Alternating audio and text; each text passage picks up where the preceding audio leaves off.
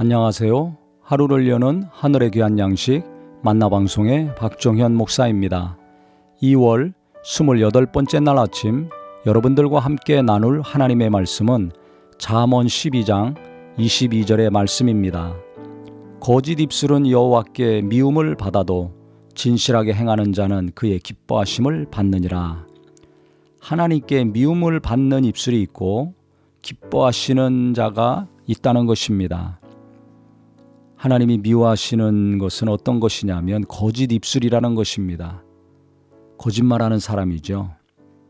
어떨 때는 좋은 말 했다가 어떨 때는 정반대의 말을 하는 경우를 종종 봅니다. 진실한 사람은 항상 말이 똑같죠.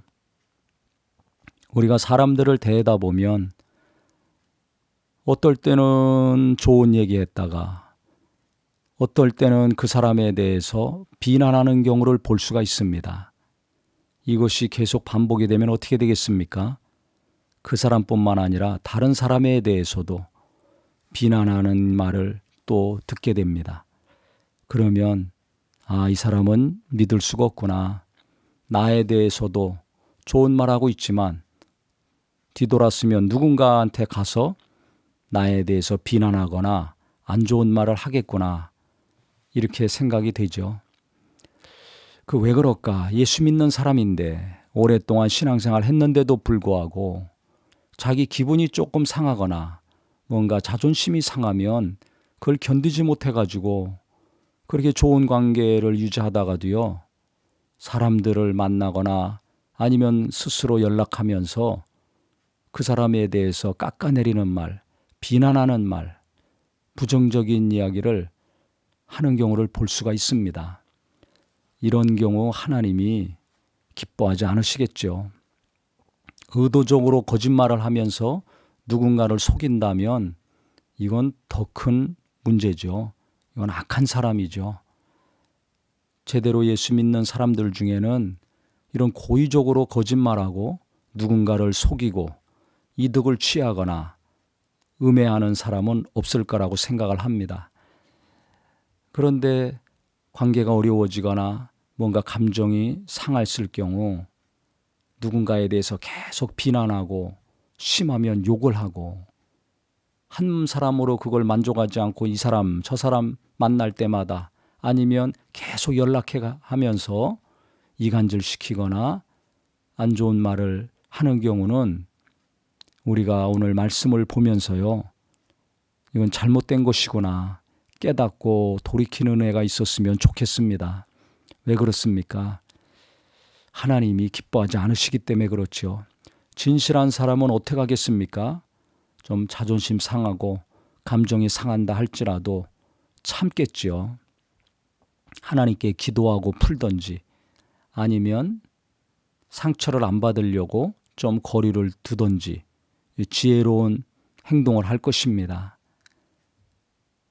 좋은 관계를 지속했었는데 어떤 거 하나 때문에 갑자기 돌변해가지고 부정적인 말만 계속 한다면 관계가 회복되기 어렵겠죠.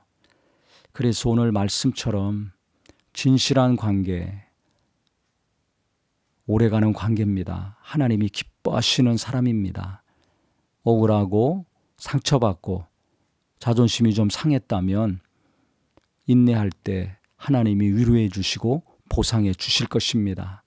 그래서 진실한 사람은 함부로 말을 안 하죠. 남의 약점을 얘기하지 않고 누군가에 대해서 부정적인 얘기를 안 합니다. 그 진실한 사람들 특징이 있더라고요. 누군가에 대해서 좋은 얘기를 하든지 안 좋은 것은 침묵하든지 이렇게 하더라고요. 시간이 가면 누가 잘하고 잘못했는지도 다 드러나기 때문에 비난받고 욕먹을 일도 없습니다. 도리어 더 칭찬받고 인정받는 사람이 되겠죠. 그래서 우리 하나님도 기뻐하시고 사람들도 인정하고 기뻐하고 신뢰할 수 있는 성도님들이 다 됐으면 좋겠습니다. 좋은 말, 은혜의 말,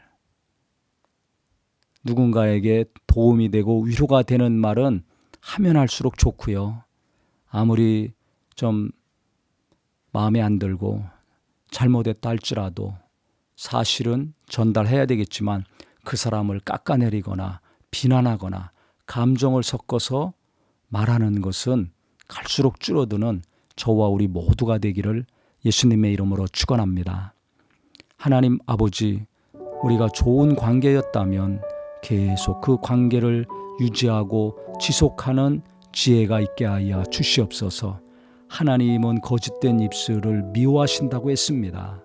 진실이 행하는 자는 기뻐하신다고 했습니다.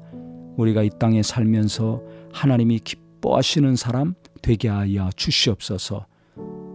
고의적으로 누군가에게 거짓을 하고 속이는 일은 절대 안 하게 하여 주시고, 또 좋은 관계였다면 작은 것 하나 때문에 계속 그 사람에 대해서 비난하거나 욕하거나 부정적으로 말하는 것도 하지 않도록 도와 주시옵소서.